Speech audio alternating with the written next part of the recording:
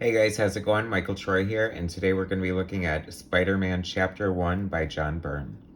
Okay, so this is one of the many reboots of Spider-Man that have transpired over the years. This was John Byrne. I believe this is like the late 90s when this happened.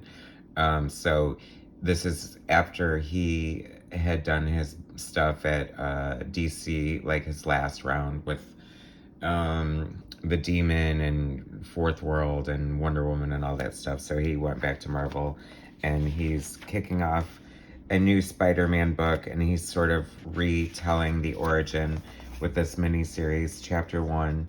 And come to find out after the fact, not a ton of people loved this.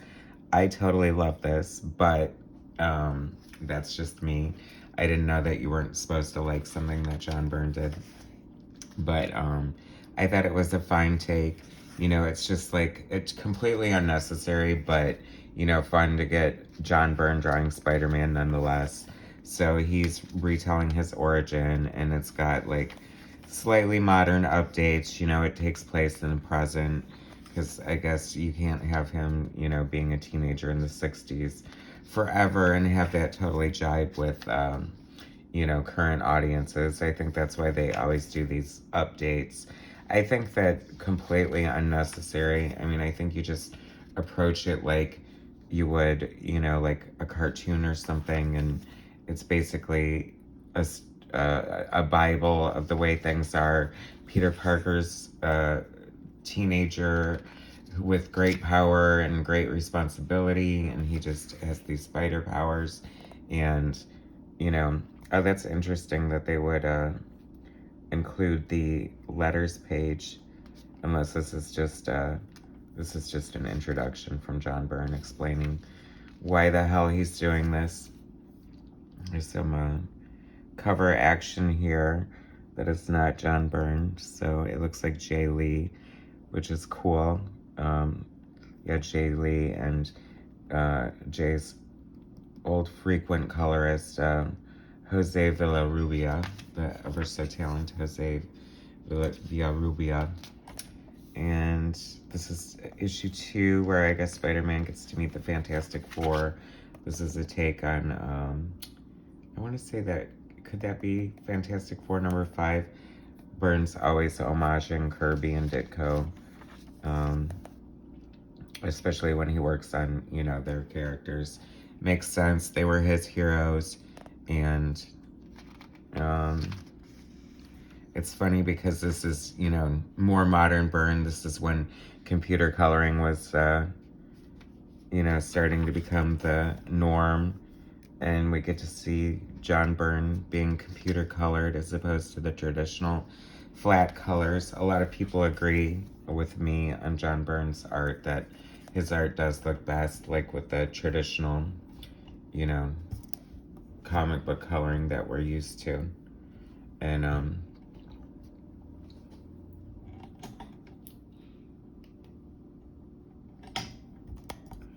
And some people do it good, but, you know, I don't think he ever looks good too over-rendered or anything like that. Get my glare, because these pages are a little shiny. Sorry about that, guys. Dr. Doom. It's always good to see Byrne drawing Dr. Doom. It's funny, I didn't reread this before I read it. I haven't read it in a while, but there's got to be a reason the spider's blue on his back. Oh, it's funny, there, it's red again. But I wonder if that had anything to do with referencing the past, as Byrne is so wont to do.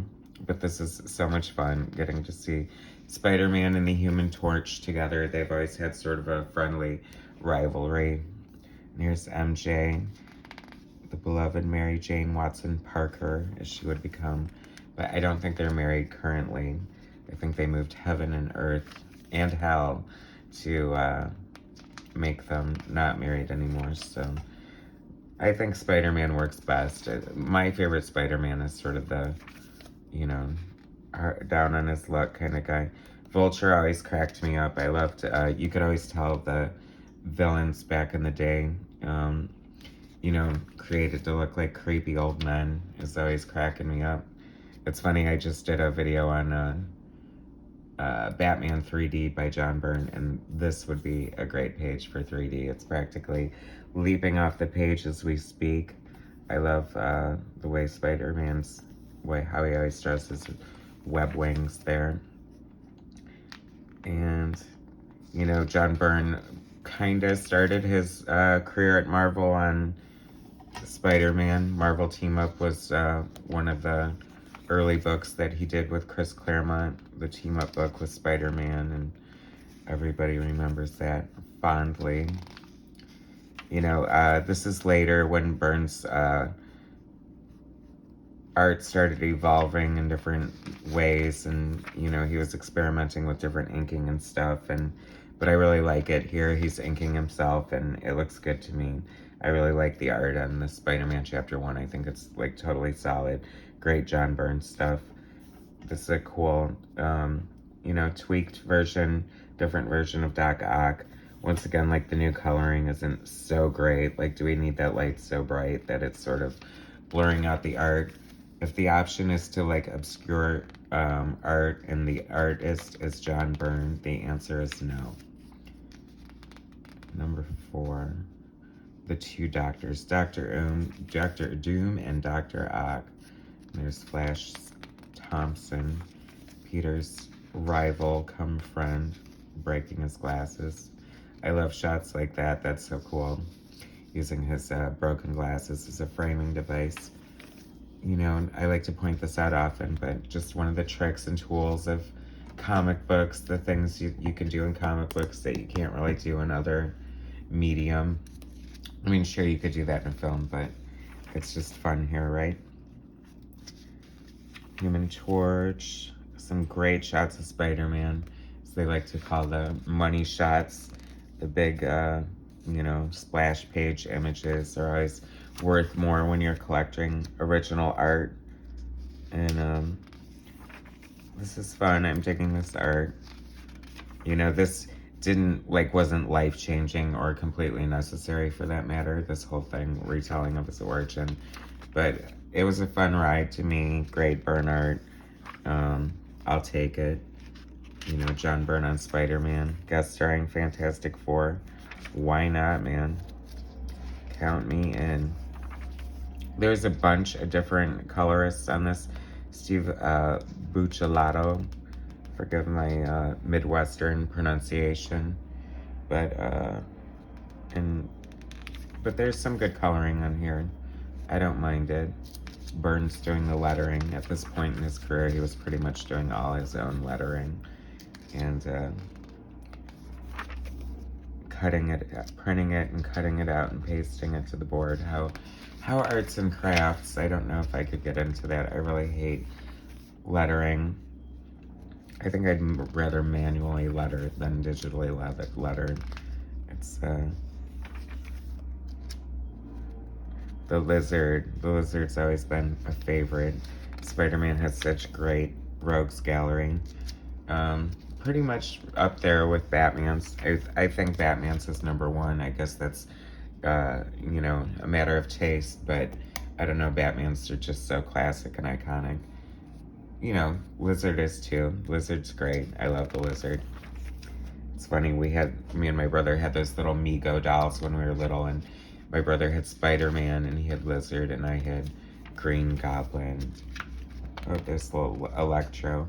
You know, I prefer the original designs, of course. I mean, you're not going to improve on something that Steve Ditko did. He was such a great designer, and but I don't mind that Electro. It looks pretty cool. It's funny. Great use of a splash page here with this office setting.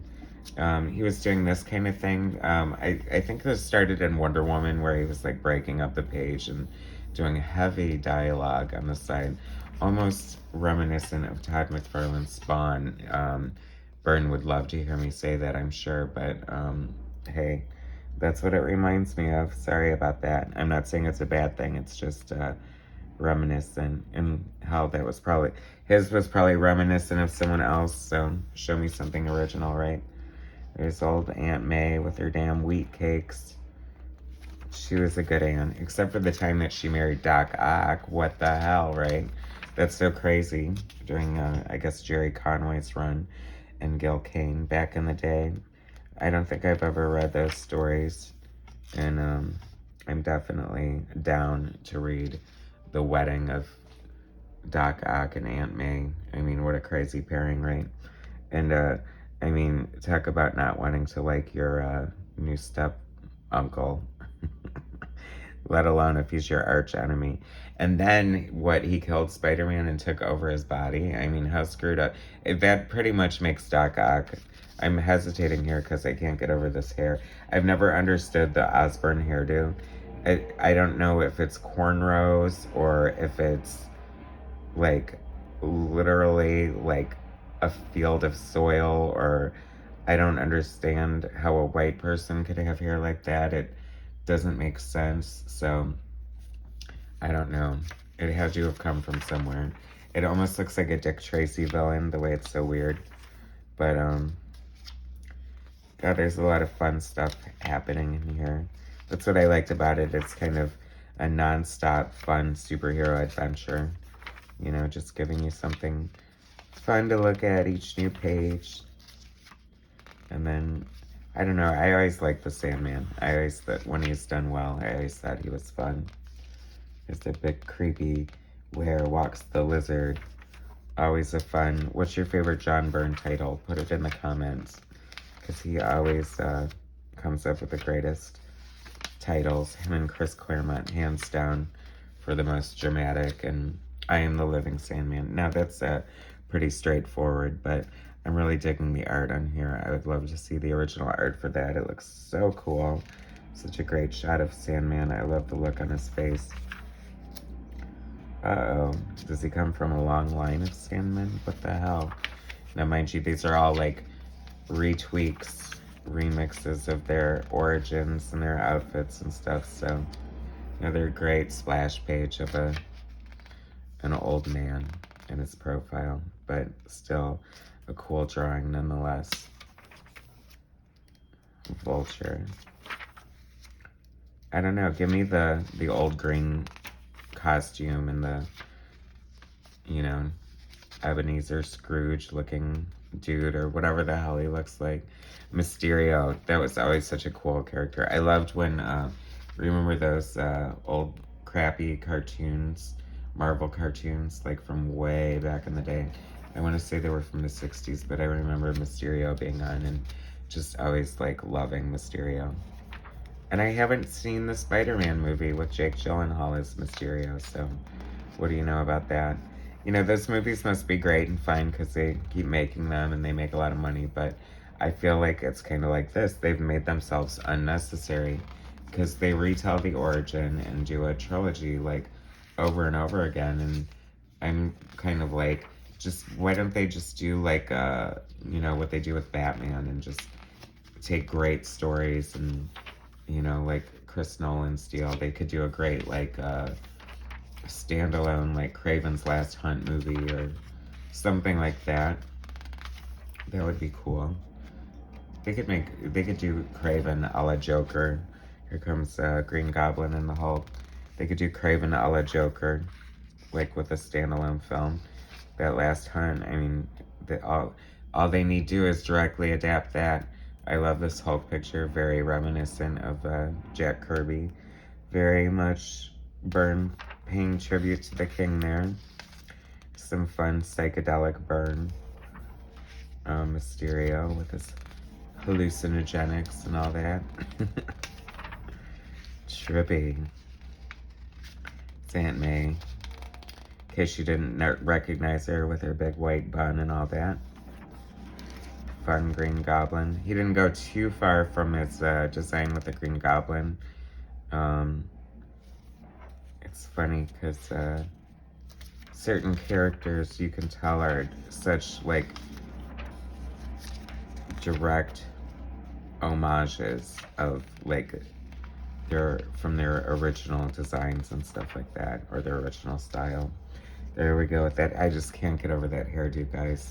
I don't know. Maybe Marvel Comics had some investment in Brill Cream. And here comes Kraven the Hunter. So awesome. Hunter and Hunted. Oh, that's a cool. See, it's funny because here's a great splash page, and it's just um, headshots of normal people, but it's all Byrne goodness. I love all the people. His normal people are so full of character and distinct quality. I can immediately tell that he's not inking this. I think we might have moved on to Al Milgrom on inks, who inked him on Marvel The Lost Generation, which is fine. It looks pretty decent. I'd take him doing himself. That's cool there with Daredevil in his yellow costume. It's so funny how they're so, like, wanting Wolverine in his yellow costume. Why not throw Daredevil in his yellow costume? Have they done that? They probably have. I read Daredevil every now and then, but I haven't read it in a long time. Ringmaster, this is taking me back to when these circus people, the Circus of Crime, is that what they were called, were in She-Hulk, and how much fun that was. I love Kraven. He looks like some village person from the 70s. Very too bad Freddie Mercury isn't here to play Kraven. That would be awesome. They could CGI it and do all that. Or maybe Rami Malek could play him. Or maybe somebody different. I'm sure there's got to be some big hirsute mustached man. See, his Green Goblin is reminding me a little bit of his take on Joker with the big, like, weird round teeth, and not super crazy about it. By the way, that was Al Milgrom on inks. Ha! Am I good or what? Anyway, I love the Green Goblin with his pumpkin bombs. What's this? Is it him shooting like lasers? No. Okay, it's just a robot. But I forbid that. He needs pumpkin bombs. What the hell is a green... Did I call him Green Lantern? I probably did. But what the hell is Green Goblin without pumpkin bombs? I mean, that totally makes him. This is such a cool picture of the Daily Bugle. I love the way John Byrne draws buildings and cityscapes. And J. Jonah Jameson with his cheesy grin. What's his name in the movies? J.K. Simmons is like the perfect choice for Jonah Jameson. Nobody else should ever play him. It's kind of some crazy angles going on here. I haven't read the Steve Ditko. Oh, here Aunt May goes having a heart attack. Well, I mean, we're well into this miniseries, so it's about time something happened to her. Don't start your crap, you crap starter, Aunt May. That's okay, she's in the hospital. You know, Pete, don't feel bad. You can't do it all. You can't be everywhere at all the time. Tell the woman to start carrying some adult aspirin with her, or baby aspirin, whatever prevents you from having a heart attack. So this is chapter 1, number 11. It's so funny. I love Hank Pym and the Wasp, one of my favorite couples in comicdom. Of course, you know, the ickiness tied to his troubled past as a potential spousal abuser, but you know, that's I guess that was Marvel doing its like hard-hitting, socially conscious stories, like having Tony Stark be an alcoholic. I don't know how that's appealing to 12-year-olds, but hey, it makes good comics. I think people underestimate kids, you know. Although sometimes, I don't know, like when I was younger, maybe it just glazed over me, certain things like that, or maybe I just didn't care because I was so into the other stuff. But, I mean, here's just a shot of the street. Oh, and by the way, it's a bird's eye view and perfect perspective because I'm John Byrne and I can draw anything. And number 12, fabulous final issue. Fabulous final issue. That's so funny. So, poor Pete. Down on your luck, eh? There's J. Jonah Jameson wallowing the end of Spider-Man. He always cracked me up. Like, what is your damage? I mean, I know it's good. You gotta have somebody. It sells newspapers, right, kids? That's what J. Jonah Jameson would tell you. There's May in her wheelchair. See, she bounced back. She'll be just fine to make wheat cakes another day. I guess Mary Jane wasn't in this too much. Is that Betty Brant? I love her outfit. That looks slightly dated A. Sandman. This isn't shipping up to the most exciting, climactic, fabulous final issue, but hey. And so then this would go to kick off two Spider-Man series, Amazing Spider-Man and Peter Parker, Spectacular Spider-Man. And I think Byrne was drawing one and John Romita Jr. was drawing another. Interesting dichotomy. Two artists very well known for their runs on X-Men. But this book is great. I love this book. You should totally check it out. If you haven't read it, it's totally fun. It's like a time capsule. It's just like a moment in time. The story's fun. The dialogue's great. The art is really good. There's a cover gallery there. And that is Spider-Man Chapter 1, John Byrne's little maxi series on Spider-Man. And make sure you subscribe to my channel and please hit like and all that good stuff. And I will bring you more content later. All right, thanks a lot, guys. See ya.